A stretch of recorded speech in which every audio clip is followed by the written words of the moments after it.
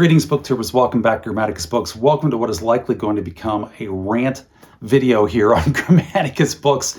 Why? Because I just got home from work. It's very late. My throat's going, my voice is going, but my blood is up. So I'm going to shoot this video here. And Sony Pictures announced that they are going to they're going to reboot Starship Troopers for the first time since Paul Verhoeven did it in 1997. For the first time, a live action version of Starship Troopers has been put up on the big screen. And unlike Paul Verhoeven's movie, they're not redoing that movie by Paul Verhoeven. They're not doing a sequel to it. Instead, the director and writer that Sony Pictures has hired has said that he's going to return to the source material, the 1959 seminal novel, science fiction novel by Robert E. Heinlein, and they are going to make a faithful adaptation of the book for the movie screen. Here coming up in the next couple of years, and I'm here to tell you that is bunk. There is a 0.00% chance that that's going to happen based upon Sony Pictures' track record and the directing and writing team that Sony hired in order to make this book. There is a snowball's chance in Hades that they are going to make a faithful adaptation of this book that frequently gets misinterpreted and misaligned or maligned as a pro-fascist book. And that is incorrect. This is not a pro-fascist book. So when I got home, I started going through my news and entertainment feeds, and I saw that Sony was going to remake this movie. And I read probably 3 or 4 of these articles about this remake. And every single one of the articles I read, 100% of them referred to this book as pro-fascist.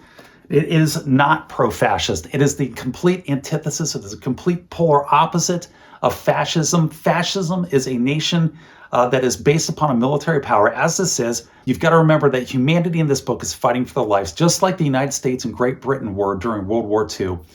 But in addition to that, in order to be a fascist nation, the nation state is there to promote the national identity or an ethnic identity, and there is no input from the masses up into the decision-making power hierarchy. You have a dictatorship at the top that dictates everything down to the people, and the people have no way of influencing their government.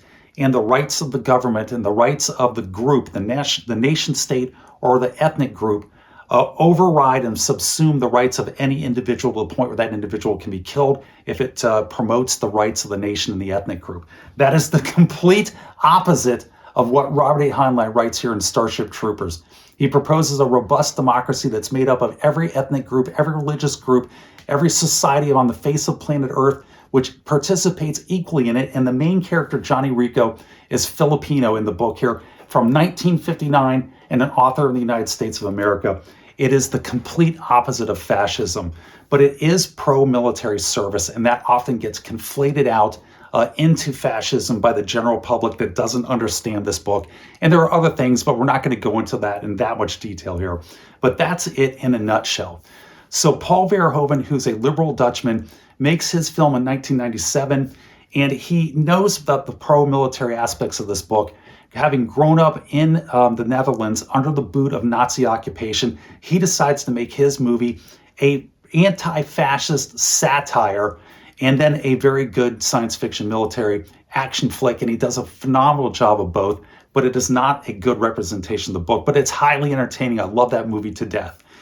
So the new director, why I think that this book is going to get short shrift here, is because Sony Studios has hired Neil Blomkamp and his wife in order to direct and write the movie. Neil Blomkamp is most famous for 4 major movies that he's worked on.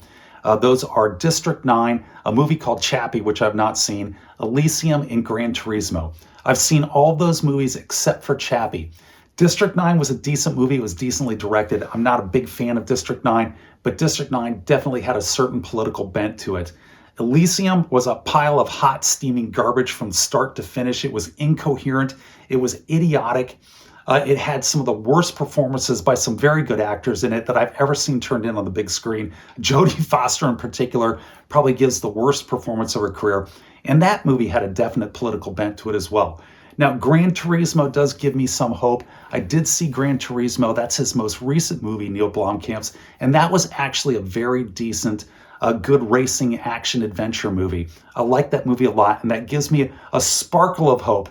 But based upon his obvious political leanings, and the political leanings that are espoused here in this book, and the reputation that this book unfairly has, my guess is is that Neil Blomkamp is not going to make a faithful adaptation of this book, and we're going to get something that's just going to be off the wall, that's going to really irritate me when I finally see it in the movie theaters. I hope I'm wrong, but I don't think I'm going to be. Now, one good thing if they remake this book and they do go back to it as relying on it for the source material more heavily than Paul Verhoeven did, they may bring the powered armored suits into this new movie, and that would be pretty cool. That could actually be a good aspect to this book, because this is the book that introduces for the first time in any depth the concept of a powered military armored fighting suit, of these super suits with all these various powers, these giant armored power suits with computers and all these types of gear linked into it. This is the book where that idea and that concept originates. And I think Neil Blomkamp may lean heavily into that aspect of the book, which would be fantastic.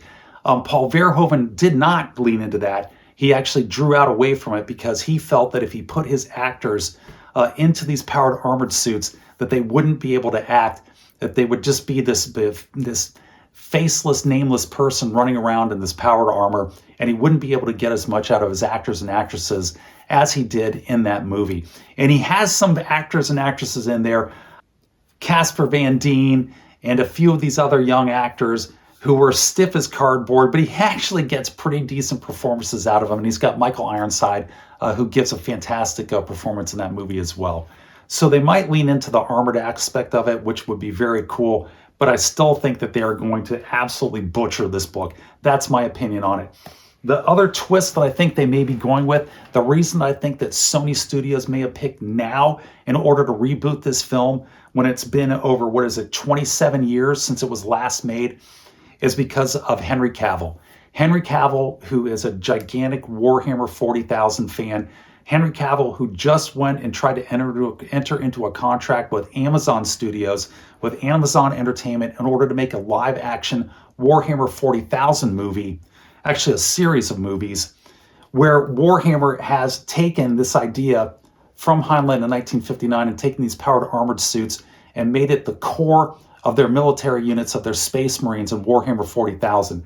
That deal with Amazon fell through, and that this vacuum that we currently have existing in science fiction franchises, Star Wars is dead, Star Trek is dead, Doctor Who is dead. Doctor Who is dead. They buried the body, dug it back up, set it on fire, and then threw it back down and buried it again. It's so dead that there is this vacuum where there's for a science fiction franchise to just step in and just rule the universe in terms of entertainment with a good science fiction franchise.